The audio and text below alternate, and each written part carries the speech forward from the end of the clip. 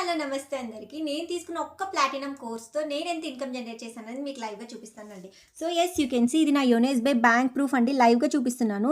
So, నేను పెట్టిన ఒక్క ₹15,000 కోర్స్‌తో ఈ వీక్ మండే టు సండే వరకు నాకొచ్చిన ఎర్నింగ్స్ వచ్చేసరికి ₹3,06,000. 5% గవర్నమెంట్‌కి కట్టిన తర్వాత సో, ₹2,90,700 డైరెక్ట్‌గా నా బ్యాంక్ అకౌంట్‌కి క్రెడిట్ అయిపోయింది. 26th జనవరి అండి. సో, ఇక్కడ మీరు లైవ్‌గా చూడొచ్చు.